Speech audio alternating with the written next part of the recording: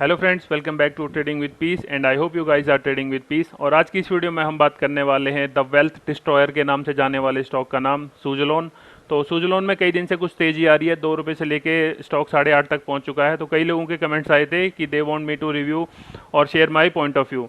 तो मैं आपके साथ इस वीडियो में सबसे पहले इसकी कुछ न्यूज़ बताऊंगा कि why this stock is going up, क्या इसमें कारण है तेज़ी का। दूसरा, कुछ इम्पोर्टेंट जो इसके खबरें हैं वो आपके साथ शेयर करूंगा कि क्यों इतना शेयर का 2 रुपये से लेके 8.5 तक पहुंच चुका है शेयर, क्या अच्छे दिन आने वाले हैं। और तीसरा, हम इसकी बात करेंगे टेक्निकल्स पे। तो सबसे पहले मैं आपको लेकर चलता हूं कंपनी के फंडामेंटल्स पे, जो कि सितंबर से कहानी शुरू होती है शेयर के प्राइस बढ़ने की। तो आप लोग देखोगे शेयर्स के जो प्राइस बढ़े हैं सितंबर के करीब से बढ़े हैं, जिसमें कंपनी का शेयर समवेयर 2 रुपये के आसपास था सितंबर करीब में। आपको मैं दिखाऊं, 2020 की बात बता रहा हूं मैं आपको।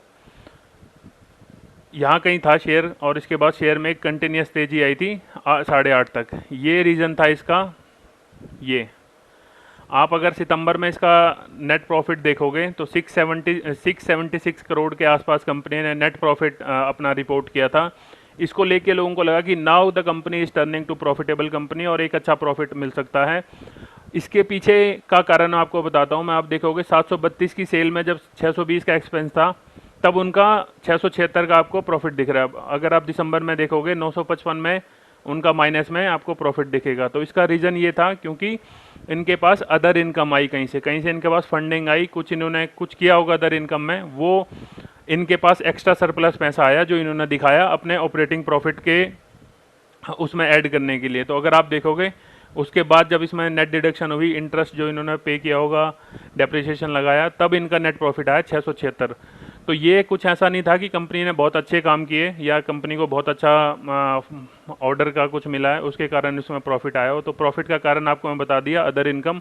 वीडियो थोड़ी तेज़ मैं इसलिए बना रहा हूँ क्योंकि टाइम कम रहता है, लोग पूरा नहीं देख पाते। और अगर आप लोग जल्दी में अभी तो प्लीज़ चैनल को सब्सक्राइब और वीडियो को लाइक करके जाएं ताकि ऐसी ऐसी ऐसी वीडियोस मिस ना हो पाएँ आपसे और मेरा सपोर्ट मिल आपको, आप मेरे को सपोर्ट करते रहें मेरे यूट्यूब चैनल को लाइक और सब्सक्राइब दिखा के। तो अगर आपको मैं दिखाऊं दूसरी पहली न्यूज़ मैंने आपको बता दी कि शेयर में तेज़ी क्यों आई, और दूसरी एक और साथ के साथ ही यहीं फंडामेंटल्स पे ही आपको एक नेगेटिव चीज़ दिखा देता हूँ। जब दिसंबर में कंपनी का अच्छा प्रॉफिट हुआ तो कंपनी ने अब मार्च 2021 में अपनी जो कंपनी से शेयर होल्डिंग का अपना प्रमोटर्स का होल्डिंग क्यों कम कर दिया। पहले 17.76 था, अब 17.17 हो गया। तो इसके पीछे भी एक बिग क्वेश्चन है कि क्या ऐसा हो रहा है। एफआईआई का आप देखोगे, एफआईआई का ट्रस्ट कंटिन्यूस कंपनी में बढ़ता जा रहा है क्योंकि बहुत छोटा स्टॉक है तो उन्हें कुछ अपॉर्चुनिटी दिख रही होगी। डीआईआई का आप देखोगे तो उनका भी दिसंबर में बढ़ गया था, इंटरेस्ट अभी उन्होंने कम कर दिया। सितंबर में हम और आप जैसे लोगों ने सितंबर में बहुत अच्छी बाइंग की, उसके बाद धीरे धीरे कम कर दिया। तो ये चीज़ें तो होगी फंडामेंटल्स के ऊपर। कंपनी आपको पता ही है कंपनी काम किस चीज़ में करती है। कंपनी करती है विंड एनर्जी और इनको लेके काम करती है। और जो इसकी दूसरी न्यूज़ है, दूसरी न्यूज़ के ऊपर मैं आपको बताऊं तो सुजलोन की एक डेब्ट रिस्ट्रक्चरिंग का काम चल रहा है, जिसमें कि कंपनी के पास समवेयर मेरे ख्याल से 13,800 करोड़ का जो कर्जा है उसको कंपनी ने रिस्ट्रक्चर करवा के कुछ बैंकों से बातचीत करके, बहुत बड़ी वीडियो बन जाएगी इसलिए मैं आपको शॉर्ट फॉर्म में बता रहा हूँ। तो कंपनी ने बोला है कि 13,800 करीब का जो उनका कर्जा है उसमें से वो कम करके उसको 5200 करोड़ करके आने वाले कुछ सालों में पे करेगी, जिस पे 9% इंटरेस्ट भी देगी कंपनी। ऐसा नहीं है बिना इंटरेस्ट के काम करेगी। आप ये न्यूज़ पूरी पढ़ सकते हो। दूसरी ये न्यूज़ थी जिसमें लोगों को लगा कि कंपनी का कर्जा कम हुआ। कर्जा कम नहीं हुआ, देना पड़ेगा कंपनी को। और जो तीसरी न्यूज़ थी अभी जो जून में तेज़ी का कारण था वो ये थी कि सुजलोन को एक ऑर्डर मिला है 252 मेगावाट का गुजरात में। ये देखो, Siddhpur Gujarat with total install capacity of 252 megawatt. और 2022 तक ये कंप्लीट करके कंपनी दे देगी, विच मीन्स कंपनी का प्रॉफिट बढ़ेगा। तो अच्छे एक सांस मिलेगी इसके जो बड़े दिनों से लोग इसके इन्वेस्टर हैं उनको। और जो एक तीसरी न्यूज़ थी वो थी कि जो इनके सीईओ हैं उन्होंने बोला है कि 2022 will be the new beginning for the company, और 2023 में वो एक अच्छा स्ट्रॉन्ग पैटर्न और एक अच्छी स्ट्रॉन्ग फोरकास्टिंग रखते हैं। तो ये तो होगी इनकी कुछ न्यूज़ के ऊपर कि क्या न्यूज़ चल रही है, उसके कारण ही आपको पता है पूरा शेयर मार्केट चलता ही न्यूज़ के ऊपर है। तो अब हम बात कर लेते हैं इसके टेक्निकल्स के ऊपर कि चार्ट क्या कहता है और मेरा क्या प्रेडिक्शन है। अगेन आई वुड सजेस्ट कि मेरे कहने पे अपना ट्रेड लें ना, अपना पैसा इन्वेस्ट करें, अपनी सोच समझ अपनी सब कुछ लगा के ही इस पे काम करें। अगर मेरे कहने पे करते हो तो अपना एसएल टाइट रखें, मेरे अकॉर्डिंग ही आप इसका एसएल रखें। तो आप लोग देखोगे शेयर ने एक यहाँ से जब तेजी दिखाई 4 रुपये से तो ऑलमोस्ट डबल हो गया था, 8.5 के आसपास आ गया था, विच मीन्स कि इन्वेस्टर्स का पैसा डबल कर दिया।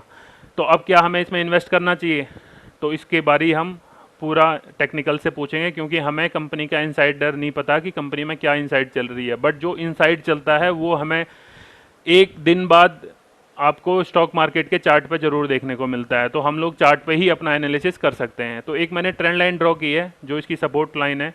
मेरा मानना है कि अगर इस ट्रेंड लाइन को ये सपोर्ट करके यानी 6 रुपये के आसपास, जब ये 6 रुपये या हो सकता है कई दिन यहाँ पे होल्ड करे या 6 रुपये 50 पैसे पे आके एक टच लेके ऊपर जाए, एक पॉजिटिव साइन के साथ आप बाई कर सकते हो और 5 रुपये 50 पैसे के आसपास आपका एसएल होना चाहिए।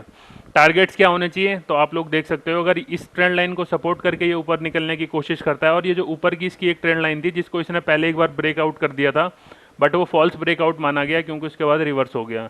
तो इसको अगर ये ब्रेकआउट कर देता है इस ट्रेंड लाइन को 7 रुपये 74 पैसे के आसपास से एक पॉजिटिव साइन के साथ, एक पॉजिटिव वॉल्यूम पॉजिटिव आरएसआई के साथ, तो हम इसका जो नियर फ्यूचर का मेरा मानना है कि ये 9 रुपये के करीब यहाँ तक आराम से जाएगा, 9 रुपये तक, और उसके बाद टारगेट है इसका 9.68 और 11 रुपये के आसपास जो नियर फ्यूचर का है। Again this is only for swing traders. अगर आप इन्वेस्टर हैं तो कुछ कह नहीं सकते कि कहाँ तक शेयर जा सकता है, क्योंकि जब 4 रुपये का शेयर 8.5 तक आ सकता है तो हो सकता है 24-25 तक के भी जो टारगेट्स हैं, जो मैं मान के चल रहा हूँ कि नियर फ्यूचर तक जो मैंने अपने एनालिसिस करके लगाए हैं वो 16 रुपये 99 पैसे यानी 17 रुपये तक लगाया है फॉर अपकमिंग वीक्स और मंथ्स।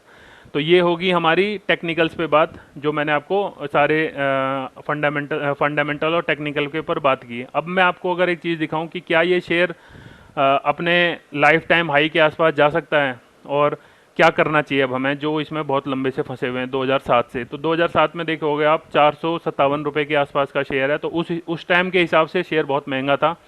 आज आपको लग रहा होगा 457 है, बट 2007 में जिसके बाद 457 रुपये में उसने इन्वेस्ट किया होगा तो उसके लिए बहुत अच्छा अमाउंट था।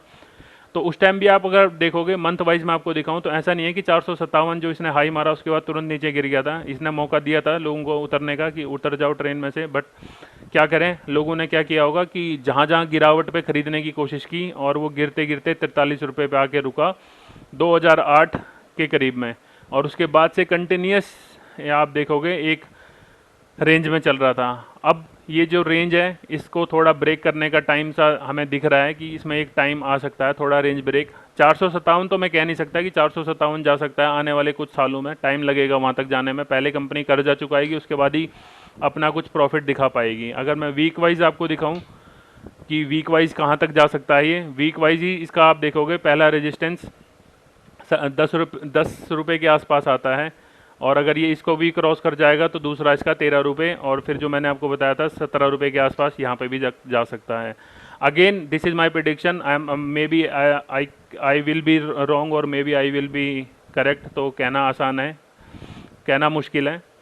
और अगर आपको मैं दिखाऊं तो 200 मूविंग एवरेज से शेयर ऊपर चल रहा है, विच मीन्स गुड साइन। और अगर वॉल्यूम की बात करें डे में, तो जो परसों हमारी क्लोजिंग हुई है 25 जून को, उसमें एक अच्छा वॉल्यूम आया है और RSI is strong bullish on daily basis 63 से ऊपर है, which means we can still find opportunity to buy the stock on dips. और अब बात करते हैं कि कहाँ पे निकलना है और कितने का आपका टारगेट और क्या होना चाहिए। तो मैं जैसे हर एक वीडियो में आपको बताता हूँ कि आप लोग अपनी कैपिटल वापस निकाल लो। अगर आपने 2 रुपये पे शेयर लिया है और शेयर अभी तक चल रहा है 7 रुपये 75 पैसे पे, तो मैं ये बोलूँगा आपको कि आपने जो भी इन्वेस्टमेंट की है उसमें से आपका जो इंटरेस्ट लगता है, जो आपको बैंक इंटरेस्ट देता है, उसके 1% या 2% एक्स्ट्रा लेके आप अपनी कैपिटल निकाल लें और बाकी जो पैसा उसको छोड़ दें।